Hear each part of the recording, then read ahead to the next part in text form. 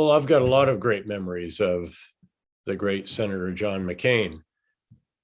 But if I really have to winnow it down to one, then I think it has to be connected with his statement during the surge in Iraq, of which you'll recall that he was a very strong proponent and one of the few in the Senate, together with Senator Joe Lieberman and Senator Lindsey Graham, the three amigos, as we called them, the three strongest supporters of that particular decision.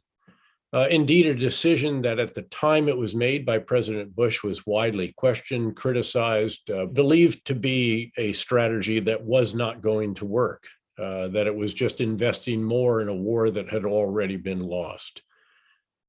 Senator McCain, because of his support, was again a subject of criticism. Of course, he was also in an increasingly intense presidential campaign. And at a certain point in time, he finally said, "I would rather lose an election than lose a war," indicating clearly that he recognized that his support for the surge in Iraq was unpopular, was being criticized, perhaps was even undermining his campaign for the presidency, but that he would rather pursue the course of action that he believed was right rather than one that might be popular. In the end, I do believe that we validated the president's decision and the confidence that Senator McCain put in that particular strategy. We drove violence down by some 85% in the course of the 18 months of the surge, and it went down even further over the course of the next 3.5 years.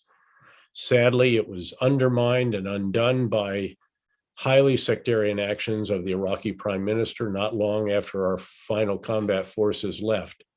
But we did prove that the strategy that we would employ, that of securing the people by living with them, taking back control for that security from the Iraqi security forces until we could reconstitute them and gradually hand off tasks to them once again, pursuing reconciliation with as many of the rank and file of the insurgents and the Shia militia, and even more intensely pursuing the irreconcilable, the leaders of Al-Qaeda in Iraq, the Sunni insurgents, and the Iranian-supported Shia militia.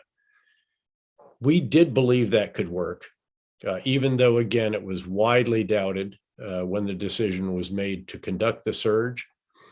Senator McCain believed in it and believed in our men and women in uniform and did everything he could to provide them whatever might give us an advantage, the capability to show that that strategy could succeed.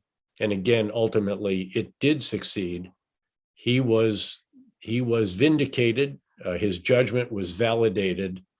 But by then, he had indeed lost an election. By no means just because of that decision. There were other factors, to be sure. But he took what he believed was the principled, the courageous, the right decision at a time when it had a cost in terms of a campaign that he was pursuing.